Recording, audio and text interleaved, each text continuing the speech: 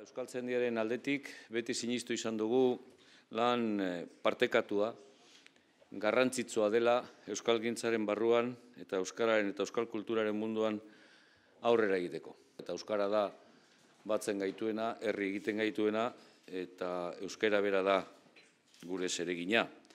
Baina euskara gure zeregina izateak ez du esan nahi izateako baztertu eta alboratu egin behar ditugunik gure tokian tokiko erabilerak. Hoiek, azken baten zaintzen, hoiek biziarazten bai dute eta biziaraupena ematen bai diote euskarari. Eta euskara erabiltzen dut ala nahita, ez euskara batua. Euskara erabiltzen baitugu guztiok eta euskarak, hain zuzen ere, lehen esan dudan bezalaxe bat egiten gaituelako. Guk oso argi daukagu, mende horrena baliatu egin behar dugula euskaltzaindia bera eta oro har euskara eta euskal kulturaren ikuspegitik jauzi kualitatibo bat egiteko. Hori ezinezkoa da zuen partaidetza, zuen kolaborazioari gabe eta partaidetza eta kolaborazioari parte hartze hori bilatu nahi dugu. Eskerrik asko Andres eta ongi etorri hemen zaudeten guztioi. Hemen daukagu gure lehendabiziko izelaria Mikel Zalbide jauna. Euskara batua eta tokian tokiko erabilera, korapiloak eta erronkak izenburua oso luzea du gaurko jardunaldi honek, baina izenburu luze horren azpian adierazle aman komun bat bilatu behar bagenu, esan beharko genuke izenburu luze horren azpian dagoena dela, hain zuzen ere nola gure hizkuntza egin erabilera herrikoi baterako tresna egokia. Hori da, izen buru luze honen azpian dagoen. Euskara batua bere bidea egiten ari da, 50 urte, betetzen ditu, Arantzazuko ekitaldi haietatik, baina kezka bezala askoz ere zaharragoa da.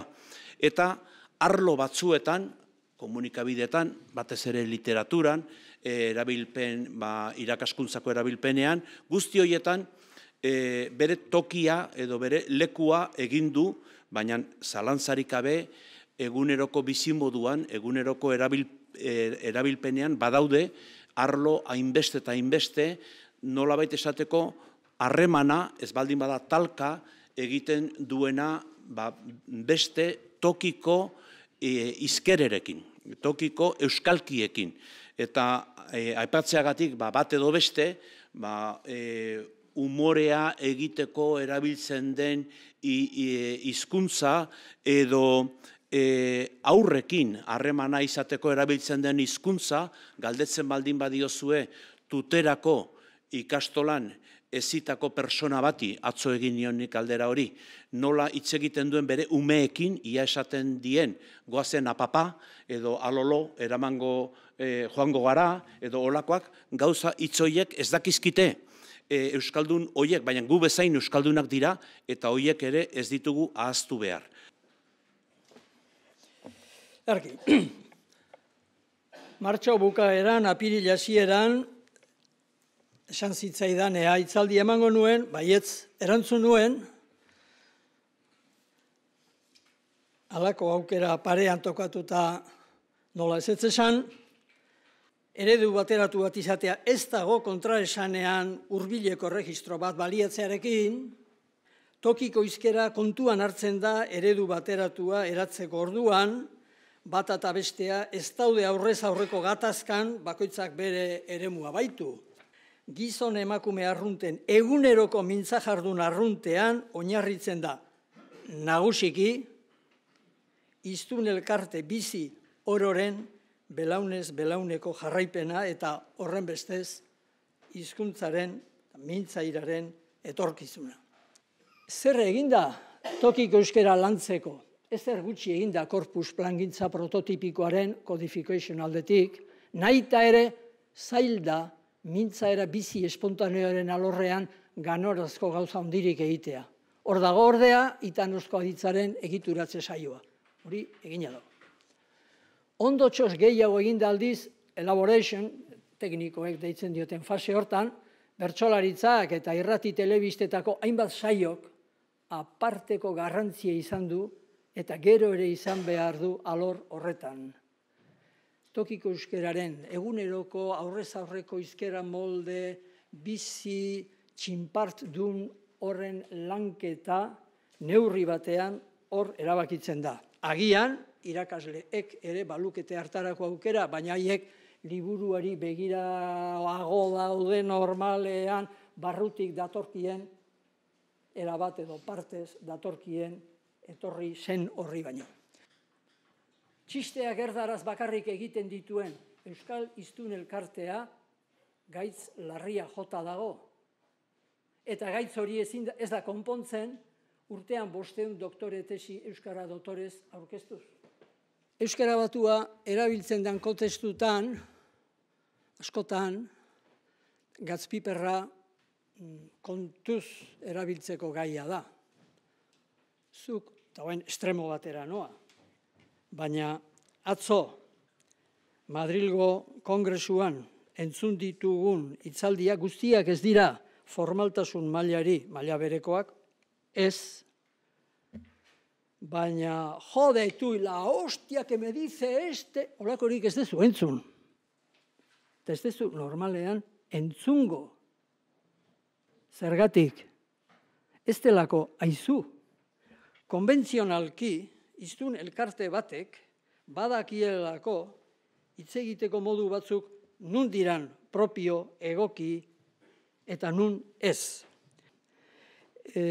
Neurri batean batasunaren kontzeptu uniboko honek, eta ez multipolarrak, itxutu egin gaitu.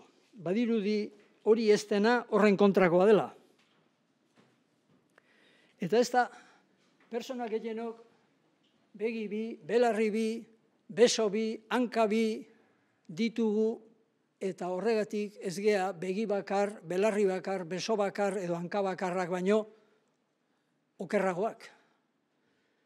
Pertsonak, hiztunak, jakin behar du, bai plano interlinguistikoan, 21. mende honetan, hizkuntza bakarrarekin jai duela, eta hizkuntza bakar hori euskara baldin bada, duen volumen demolinguistikoz eta espazio soziofuntzionalean duen nagusitasun espektroagatik, ezin duela bizi, gaur ezin du bizi eta bihar ere nekez.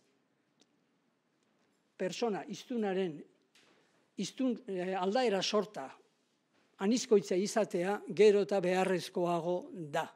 Horko problema da, nola zurkaiztu, nola lotu, nola indartu, nola bere lekuaren jaunda jabe bihurtu euskara, naizta lekua mugatu izan. Hori da problema.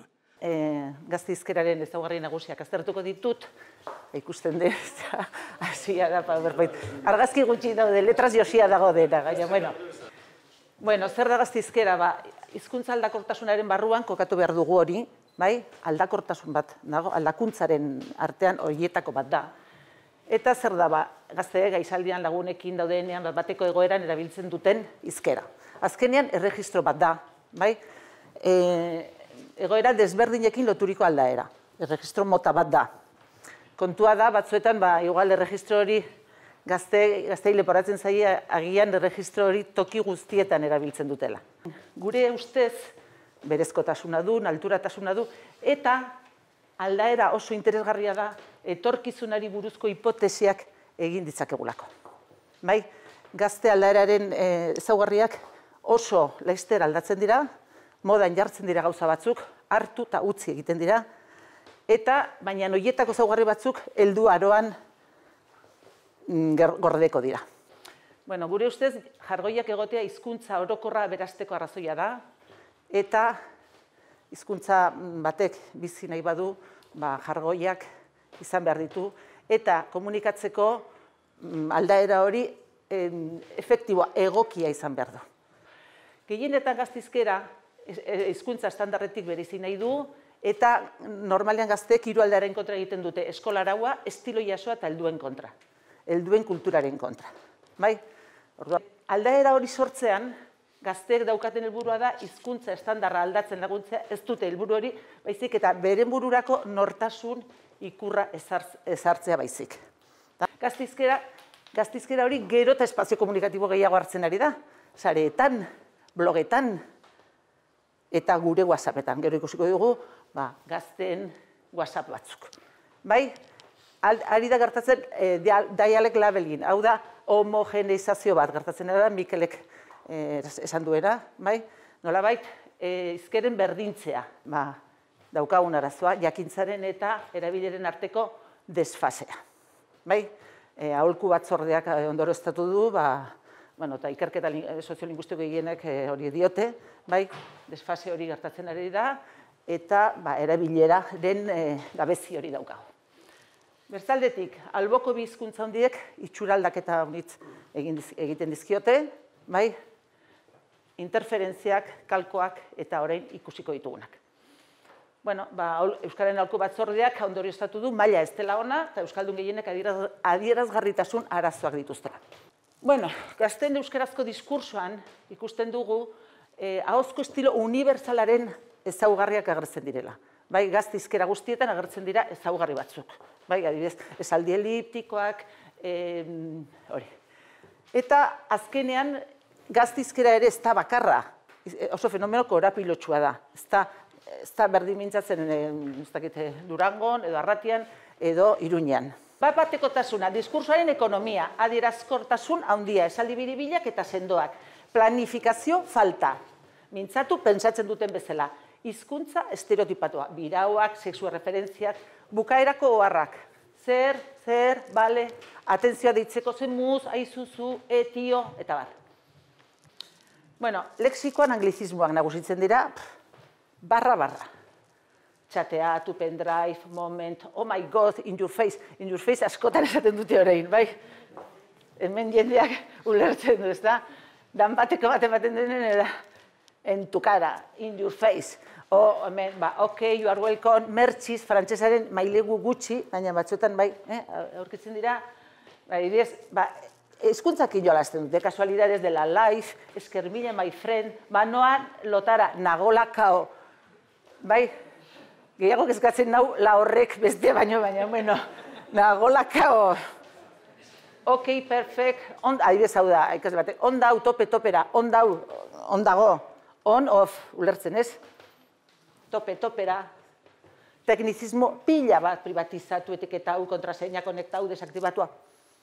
Eta gero, beste hauek, evaluazio, saio, aurrezkuntza, iruzkina, prozedura, bla, bla, bla. Gero, hitz laburdurak, batxin dago, eko, mate, uni, gazte lexikoa mailegatzen duzu. Adibidez, jaleo montatzea da helburua, oso frikia da, afaltzeko zein behar dugu. Simpa badakizu zer den, ezta? Bai, hor gazteek parra egiten dute. Eske flipa iketzue, eske azkenean rollo bat da, nik uste bakotxa bere rollo joango da, salou kriston desfasea zeola, pasada bat zen, kriston pilea, eta pasada bat. Nire ustez gazten hizkera ez da bakarra, unean uneko egoerari egokitu gaitasuna dutela erakutsiz, ez da B mailako klaseek medalatzen erregistro bakarra, ezaugarri batzuk egozten zaizkio, gaztei egozten zaizkionak helduagoek ere erabiltzen ditugu gazteak kodea eraikitzen ari dira modu sortzaile eta adierazgarrian. Eta nortasunaren adierazgarriak dira. Aitortu behar dut hasieran zalantza handiak izan nituela, gaia baduelako bere erronka, baina aldi berean, eta hortik ere eskertzearen beste zatia, aukera eman dit edo behartu nau, erregistroen aldaeren gai edo betaurreko hoiekin, hezkuntzaren mundua begiratzera. Eta hor, bidaia edo begirada interesgarria izan da. Bi puntu nagusi edo bi atal nagusi edukiko edo aipatuko nituzke. Batetik hezitzaileok garbi eduki behar ditugun hainbat ideia edo ondo pentsatu beharreko hainbat ideia. Eta gero hezitzaileok ere, gaur egun eskolan ze aukera ditugu gai hauei heltzeko modu batean edo bestea, kontuan izan da ere zen muga ditugun. Garbi eduki beharko genuken lehenengo gauza da helburua. Osea, zer da nahi duguna? Nolako hiztunak nahi ditugu etorkizunari begira? Eta askotan aipatzen dugu euskaldun eleanitzak estea dela helburua, eta hori oso zabalduta dago. Eta honekin zer esan nahi dugu? Euskaldun horren atzean zer da irudikatzen dugunok batez ere aur gazteekin gabiltzanak. Nolakoak irudikatzen ditugu? Hizkuntze ezagutza bat dutenak, euskera ezagutzen dutenak eta agian akademikoki edo lan munduari begira hor funtzionatzeko gai direnak, edo aruntzago goaz eta nahi duguna da euskaldun horren atzean eukitzea edo estea belaunaldi bat gero bere bizitzan ahalik eta eremu gehienetan euskaraz aritzeko gaitasun bat duena, kontuan hartuta 16 urtekin, 18 urtekin, eskola uzten dutela eta jarraituko dutela hori garatzen. Nahi ditugu bidali ondo prestatuta ahalik eta eremu gehienetan euskaraz aritu daitezen edo aukera hori izan dezaten. Eta hori garrantzitsua da, erantzuna segun zein dan, eskolak, erregistroak, aldaerak eta hoiei emango dien garrantzia bata edo bestea izango da. Orduan, hizkuntza horrelakoa da. Guk topatzen ditugun egoeren arabera erabakitzen dugu, dauzkagun hizkuntzetatik zein erabiliko dugu, dauzkagun erregistroetatik zein erabiliko dugun. Hizkuntzak ikasten dira erabiliz. Txirrinda, Mikelek aipatu du, txirrindaren erabiliz. Erabiliz eta erabilera horretan solaskide onak eukita eta entzule onak eukita. Eta susmoa dut irakasleak gehienetan ez gehala oso entzule onak.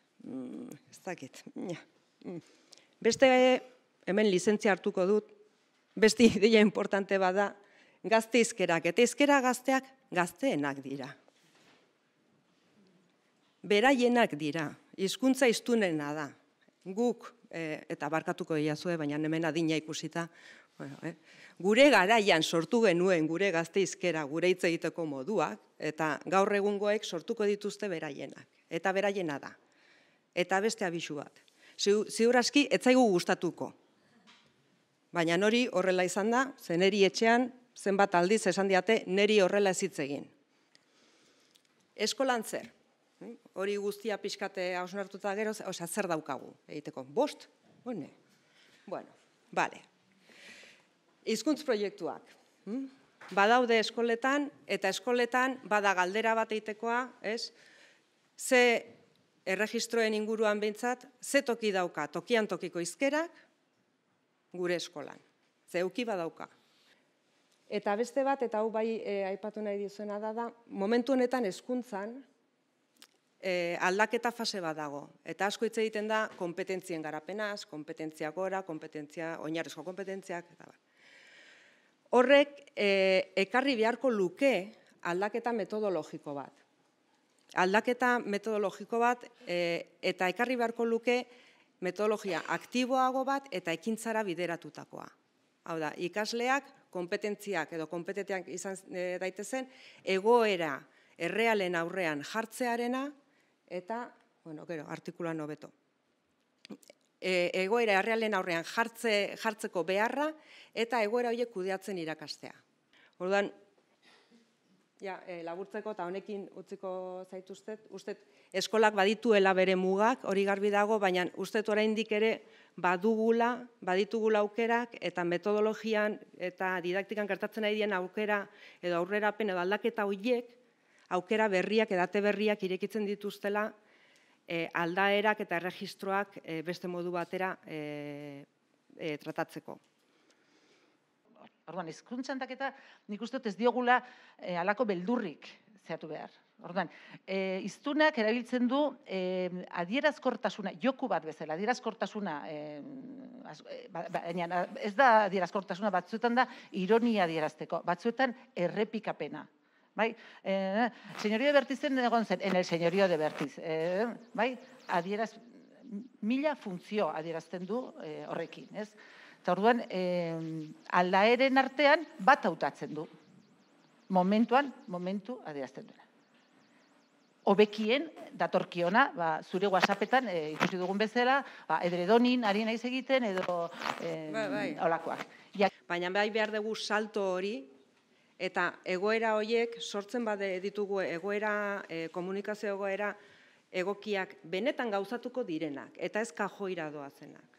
Irakaslearen zatari bagara, irakaslearen zatari gara, baina benetakoak balin badira eta benetan plazara atera behar balin badira ikasleak, orduan arreta jarriko dute hitz egiten dugunean erregistroen inguruan. Zer egingo dugu? Horrelako kanpaina bilketa bat edo udaletxera joango gara, ez dakit, lekeitio baten euskera batua hitz egiten? Zentzua dauka? Ez dakit agian bai, ez dakit lekeition udalaren hizkuntz politika zein da, baina zentzua dauka, lekeitioko ikastolan gurasoei eskaintzen balin badiegu, nahi balin baditugu xaxatu horretarako, batua hitz egingo diegu? Nire ustez ez daka zentzu handirik. Gure ikaskideak edo herriko gazteak xaxatu nahi balin baditugu parte hartzeko, batua akademiko hitzaldi formato bat hori egingo dugu, hori da egokia. Egin behar dugunean hitz egin dezakegu gauza horietaz. Eta esatut, ez da egokia, behar dugu zer freskoagoa, dinamikoagoa. Bale, guazen ikustea, euskeraz gauza hori nola iten dira. Zergatik egin behar dugun euskeraz? Zergatik beste hori agian ez da egokia, edo bai, edo agian momentu batzutan bai. Hitz egin dezagun, ikus dezagun zer den egingo duguna, baina egin.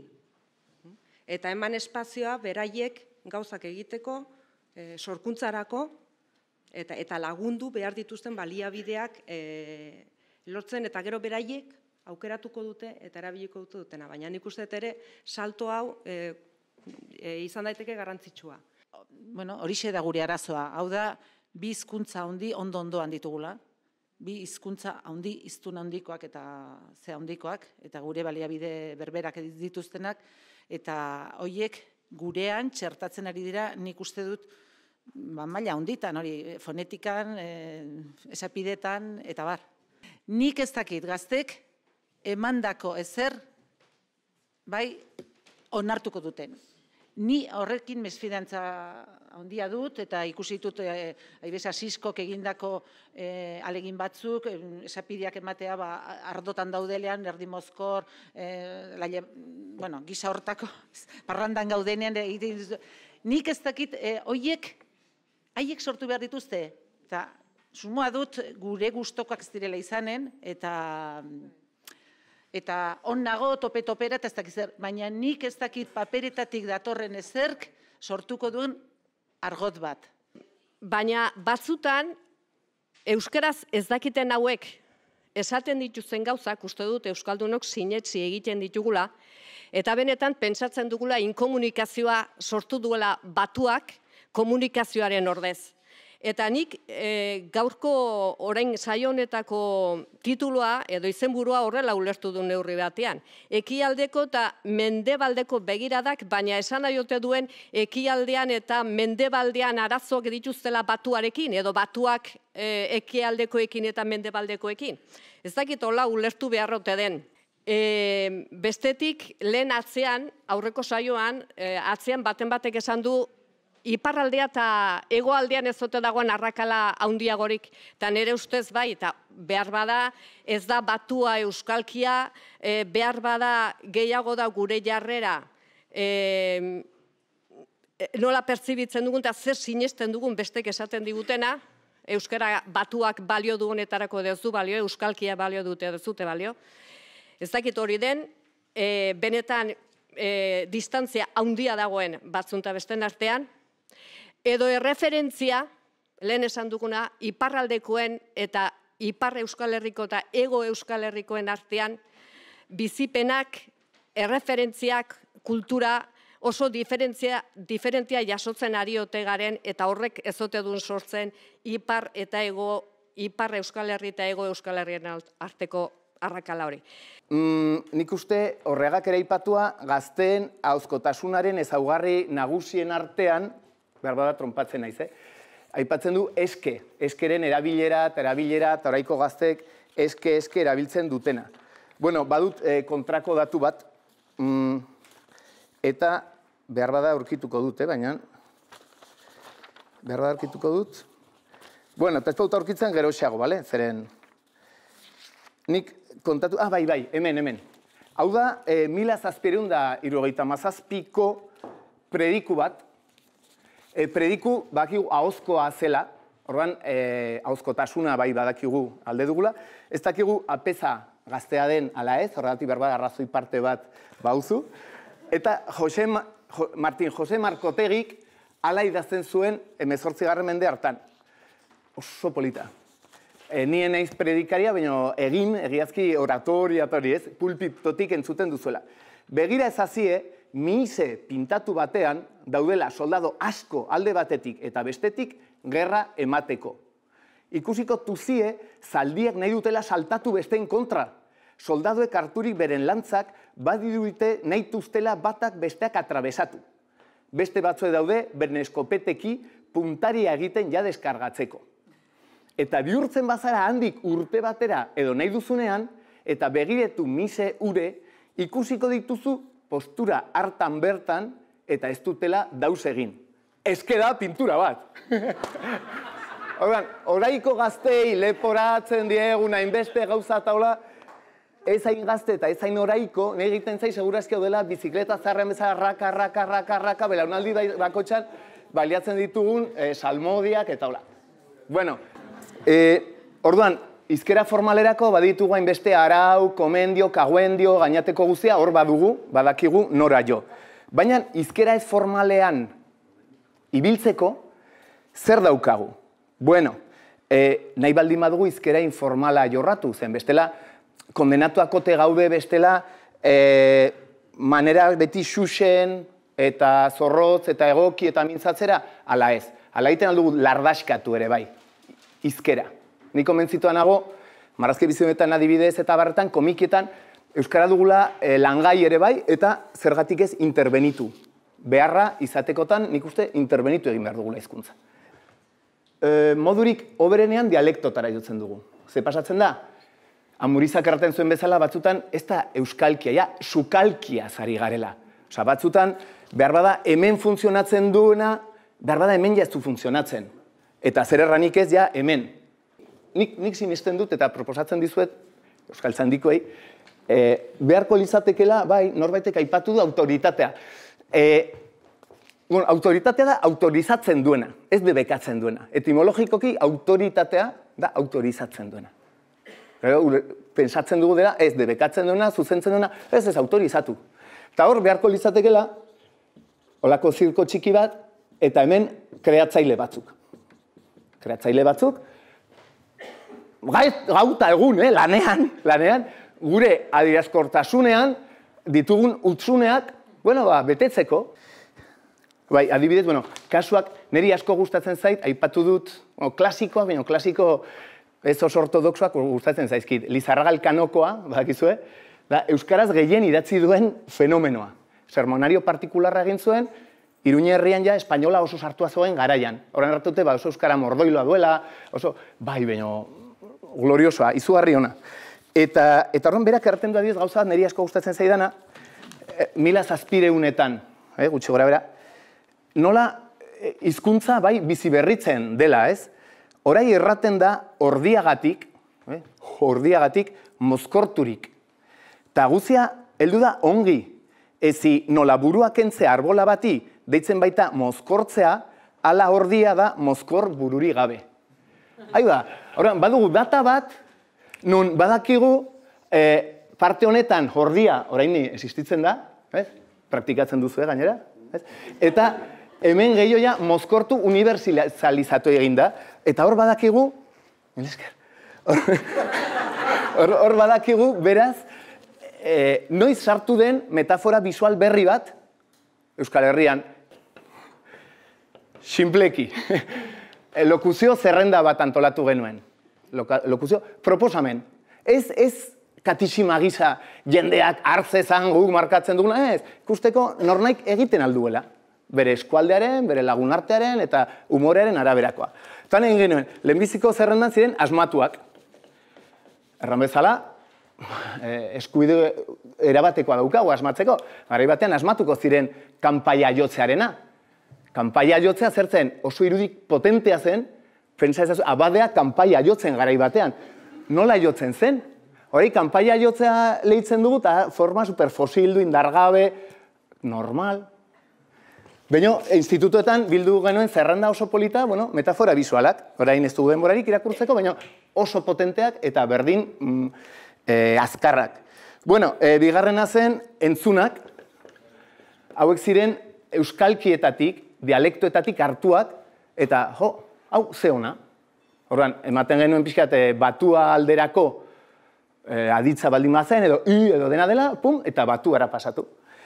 Irakurriak, orduan, egiazki, Unai Iturriagak nola erraten duen Kondoi Kaxa bere novelan, oso manea polita, pum, hau bere. Ostuak, klasikoetatik, Lizarraga Elkanokoa, predikari prehistoriko horiek, eta beti badire gauza batzuk oso baliagarriak batzutan. Eta urekin ez genuen, eta orduan Xuberera zeman genuen, itzuliak. Urekin ez genuen asmatzen markatu, Eta orduan, itzuliak zer dira, beste hizkuntza batzuetan funtzionatzen duten metafora bisualak, ez hitzezko esaldia, baina metaforak. Eta metafora horiek, euskaraz eman eta aurrera. Periferiatik gogoeta, ez da? Periferiatik. Bueno, ez dakit Bilbon bizi naiz eta Gernika Bilbo horringuru horretan, baina Bilbon gehiago. Eta ez dakit, periferia den, erderaren periferia ez da behintzat, euskararena neurri handi baten bai. Bueno, euskara batuaren gainean ez daukate, behintzat formaltasunaren aldetik, formalidadearen aldetik, morfologiaren aldetik, lexikografiaren aldetik, edo, bueno, behar bada fonetikaren aldetik. Ez daukat gehiegi esatekorik. Bueno, gauza jakina da, Arantzazuko kongresuaz eskero. Ja, 50 urte igaroak direla, ibili luze baten esperientzia dugula, eta, ez dakit, nigor, sareren baten irakurren nuen, Gasteizen edo, heldutasunera heldu dala, ez da. Baina, ardatza zen aprobat Euskara Batuaren eta lekuan lekuko erabileren arteko orekabideak bilatzea, ez da. Da, bueno, sartalde itzadala eta batez ere erreibindikatu nahi dut Juan San Martín Eibartarra. Ze Juan San Martini, ni gaztetxoan nintzen, kasetaritza lanetan ibilten izan orduan herri irratian, Radio Popular FM, euskarazko geru saioetan, eta Juan San Martini behin baino sarriago entzun nion, hori bizkaiera hori ez dala hitz egokia. Eta behin da berriro esaten zuen, klaro, bera esan bizkaitarra, esan seinyoriokoa, esan jaurerrikoa, bera esan eibartarra. Bueno, da kontu hori oso kontutan hartzekoa da gaur egun, da neuk momentu honetan egiten ditudan batez ere edabide kolaborazioetan eta gehiago nahi izaten dut hitz egin, 3 eremu bananduz, ezta? Sartaldea, erdialdea eta ekialdea. Bueno, Eibar dinot, gaurko Eibar ez da aldi bateko Eibar, baina hor izan dira idazle bi oso neure ustez referentzialak erregistroaren kontu honetan. Lehenengoa izan zen Toribio Etxebarria. Da hori Euskaltzaindian euskara aldizkarian argitaratuta dago, berak, da orain sarean ere badaukazue, El lexicón de los de Arrate. Liburu zoragarria. Eta hori, zelan baitzan, ahozko erregistroa jaregitea, eta idatzirako proiekzio bat emateko zimendu bihurtzea. Eta gero gaur egun bideratu dira, oraintzu izan dira modan zenbait erregistro idatzi, baina ahozkotasunaren transkripzio direnak. Baina ni neuk horretan oso ez naiz alde horretatik horren joera horren debotoa ez naiz inolaz ere. Esperientzia badut etnotestoen kontuan, Euskaltzaindian bertan atlas hizkuntza atlasaren kontu horretan, baina lehenagotik ere ikasleekin eta irakaskuntzaren bitartez etnotesto deitzen diren horretarikoak biltzen eta bar. Baina gehienetan ez da ahoz hitz egiten den moduan idatzira eramateaz testo bat, hor ez dut ikusten plus importantirik. Baina ardatza zen apur bat Euskara Batuaren eta lekuan lekuko erabileren arteko orekabideak bilatzea, ez da? Da, bueno, sartalde hitza dela eta batez ere erreibindikatu nahi dut Juan San Martín Eibartarra. Bueno, jauzi bat egingo dut atzera, ez da? Da, Euskalki, sartaldeko Euskalkiaren referentzi puntu batzuetara. Informazioa ematen duten autore batzuk aipatu nahi ditut. Batetik, Larramendi. Bueno, Larramendi, Andoain darra zen, ez da? Andoain gozemea. Baina gazterik joan zen Bilbora. Hango jesuiten ikastetxera. Orduan, bere etxeko erregistroa bazeukan, da gero asko gerego zertu zuena, ikasketak erdera zeingo zituen, baina argi dagoena da, han egotaldi luze samarra egin zuela. Baina nola nahi ere, gauza batago importantea, eta da, berak bizkaino edo danadalako azertzen duenean, ez du ahoskera, ez du hitz egiten dan modua transkribatzen. Da Gipuzkeran ere, are gutxiago. Ia bere garaian argi zeukan Larramendik, nahiz eta bera oso iztun ona izan, eta bere sermoiak eta beste testuetan hor tartekatuta dituen txatelak irakurtzea baino ez dago, iztun ona izan eta bizia izan, eta horren ospea izan, berak idazten duenean badu halako eredu bat, gaurko ahozko erregistroetatik oso zera. Basekian zer zen mintzatua, bailara bakoitzean eta egingo zen, bere fonetismo eta milarekin, baina idazterako orduan ja beste gradu baterako zera. Hori, azken baten zer da, hori da batasuna. Batasunaren urrats bat. Azkeneko gaia edo gaurkoz, Euskara estandarra eta erregistro informalak izango da, eta horretarako bi komunikatzaile handi ditugu. Jose Ragartzia batetik eta Xavier Euskitze bestetik. Euskararen munduan ere erreferente gainera, erregistro formalak zein informalak lantzen dituztenak, oso ondo ezagutzen dituztenak, eta oso ondo zaintzen dituztenak gainera. Aspaldia handiko ametsa izan da beti danik edo, euskara plazaratzea edo euskara larreko izatetik noranaiko izatea pasatzea, ezta? Beraz, alor eta hiztun berriak irabaztea euskararentzat, hori izan da, azken urte hauetako, eta lehenagoko, baina azken urte hauetako ahalegina nabarmen, ezta? Eta labur, esango dut, diskutigarria dan gauza bat, zabaltze lan eskerga eta eskergarri horretan, euskararen kalitatea aldez edo moldez kaltetu ere eginda. Beraz, kalitate, aurrera baino lehen, kalitate hitzaz pare bat ohar. Kalitatea, nire ustez, hiztunen ikuspegitik begiratu behar da, eta ez hizkuntzaren ikuspegitik. Ez dago hizkuntzaren baitan kalitatea. Gramatikala behar bada bai, komunikatiboa ez. Hiztunari baliagarri zaion hizkuntza o hizkera hori da kalitateko hizkuntza. Hiztunari axola zaizkion kontuetan lagungarri izatea. Hori da hiztunari edo hizkuntzari eskatu behar zaion ebakitzen modua. Bai?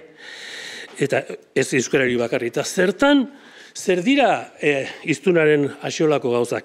Atera dira desente hemen, aipatu dituzu eta beraz, azkarrago joateko modua izango dut, 3 bloketan, ez da?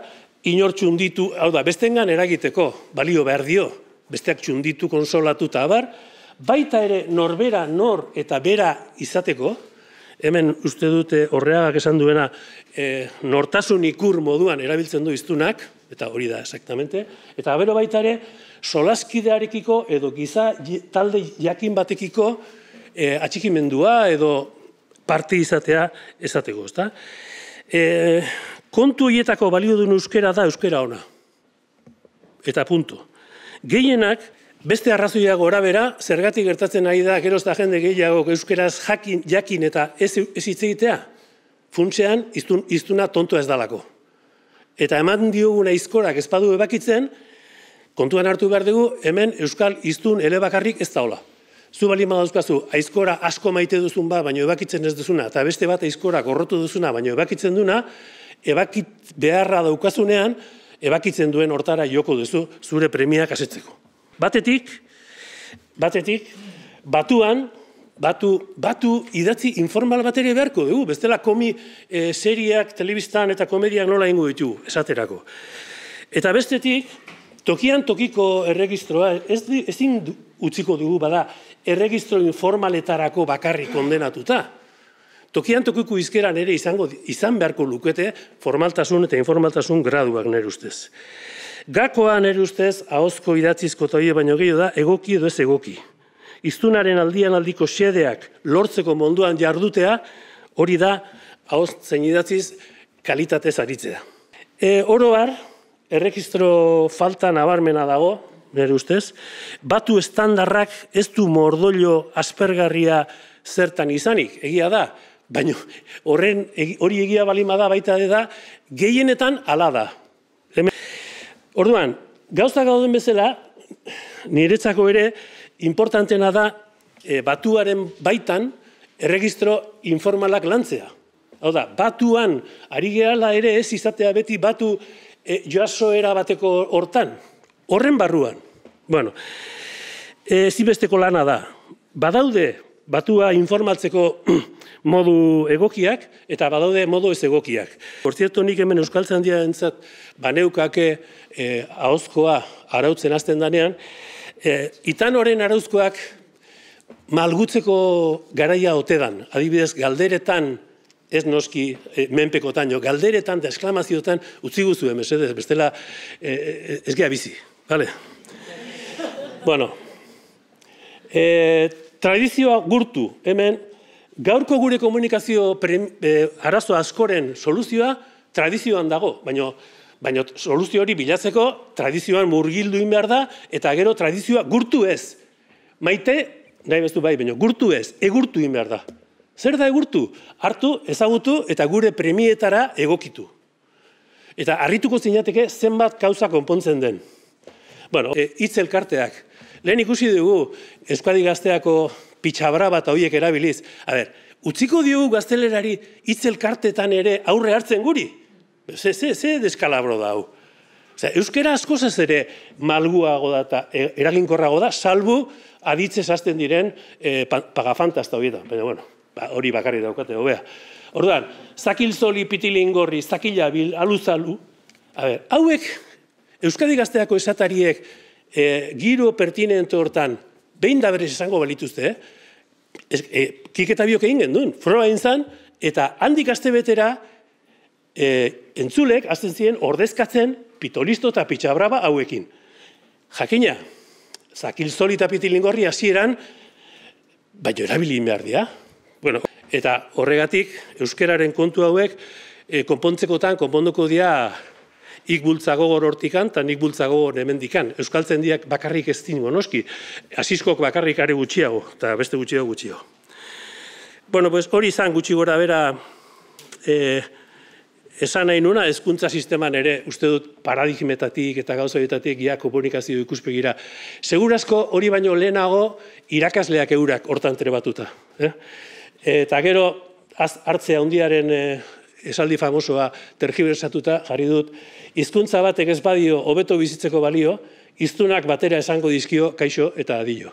Bertsolariak ez zer izatekotan sena behar du, eta niri senak erakutsia zidan, bueno, hauek, Jaun eta Andre, Txit, Goren eta egoki hauek denek, niri ez zapaltzeko moduko gauza bakarra, neure bizipenak eta neure sentipenak dira. Beraz, hortatik emango dizuet bukatzeko zertxo bai, zertzela da batzuk, izpi batzuk, zerbaitetarako balioko dutelakoan.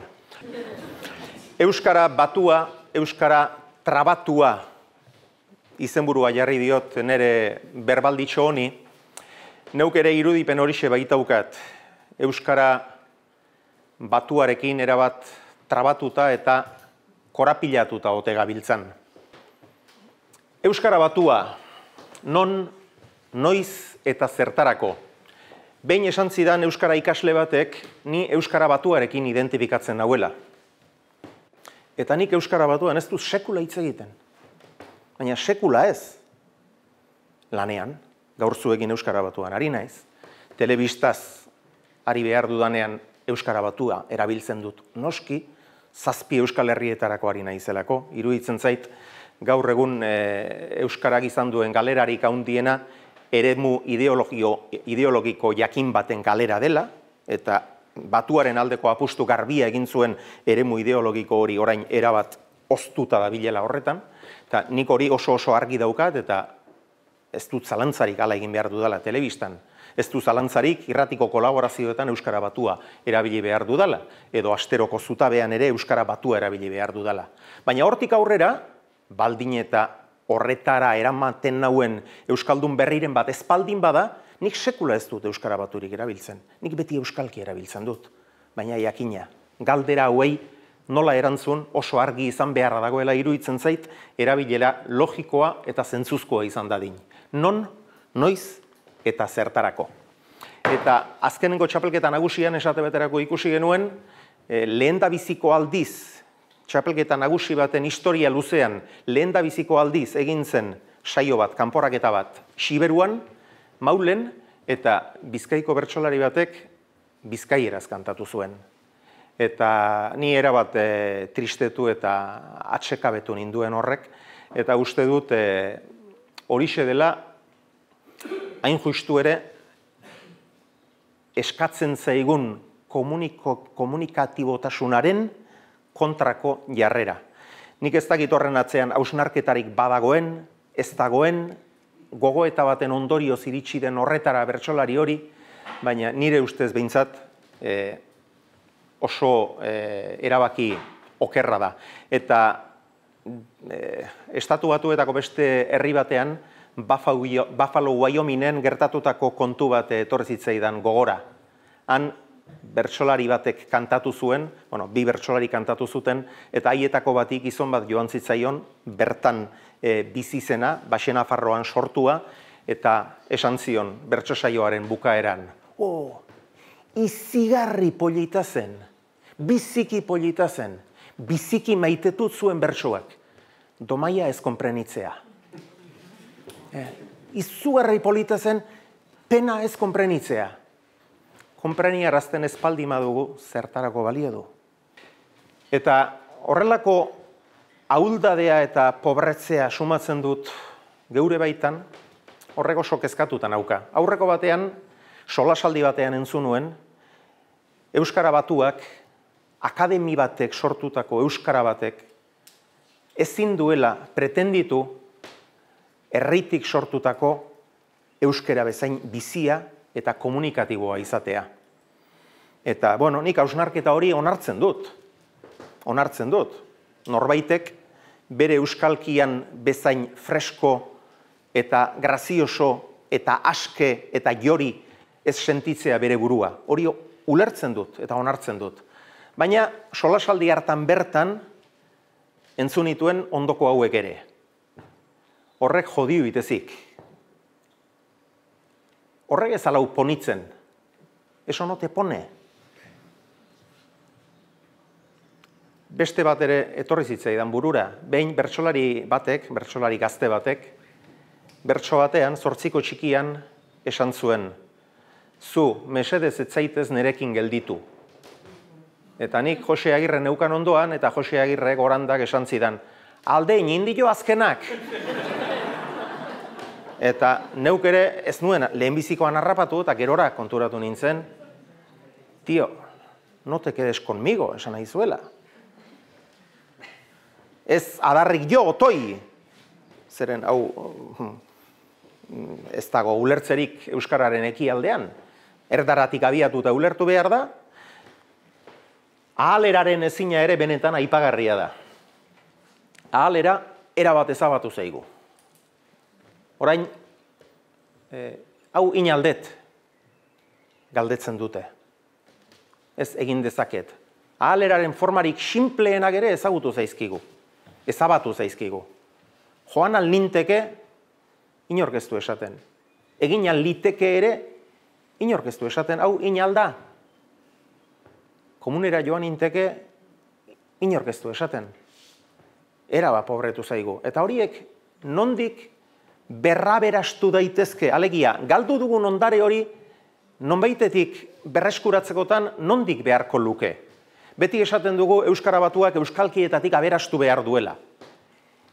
Eta ados nago, Euskara Batuak euskalkietatik aberastu behar du, eta lehen esan dudan moduan, zenbat eta gehiago aberastu, orduan eta hobe. Baina, gaur egun gauden egoeran, eta izan dugun galera kontudan izanik, iruditzen zait alderantzizko bideak eta arrazoiketak ere, indar berbera duela. Alegia, gaur egun irakurtzaletasunik ez duen gazte batek, edo ereduzko komunikatzaileak, ereduzko edabideak hautatzen ez dituenak, ez daukala kristonena besterik ezagutzeko biderik. Sekulakorik, egundokorik, alimalerik, gaitzekorik ezagutzeko biderik ez dauka. Eta arrazoiketa horri buelta emanik, Euskara Batutik aberastu daiteke gaur egun galera hori izan duen hainbat eta hainbat gazte. Eta bukatzeko, Itanoa aipatu nahi dut. Eta gaur egun Itanoa hainbeste ahuldu eta txirotu den honetan, iruditzen zait, mugarri horiekin pixka bat lasagoak izan behar dugula.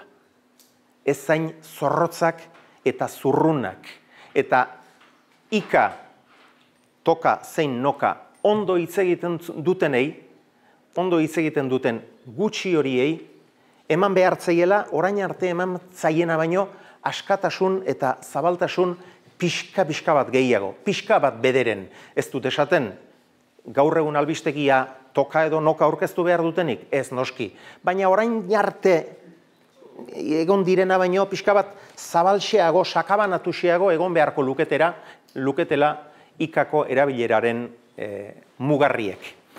Beraz, bukatutzat ematen dugu, eskerrak zuei hona etortzeagatik, interesa hondiz jarraitzeagatik gure gaurko saio hau, eskerrak islarei induten ekarpenagatik eta espero ezagun hemen esandakoak, entzundakoak balio izatea gure arazotxo handi txiki hau konpontzeko bidean. Aldeina horretik, Euskaltzaindian izenean ere eskerrik asko, hemen izan zeraten hoi. Eskabideak izan dira, Euskaltzaindiak gauza batzuk pixka bat, asizko hori ere bai, eskaerak izan dira, jakintzazu Euskaltzaindiak laizter hasiko duela bere mendeurreneko ospakizunak martxan jarriko dira, eta horietako lehenengotako ospakizun bat izango da Arantzazun, 50 urte pasa dira, eta urriaren 4, 5 eta 6 nazioarteko biltzarra izango da. Komunikazioak bidaltzeko epea gaur ireki da, beraz, nahi dezuen guztia aurkeztu, ze gaur tratatu dan gai hau ere, han bete-betean sartzen da, beraz aprobetxatu eta hitz egiteko aukerare izango da. Eskerrik asko.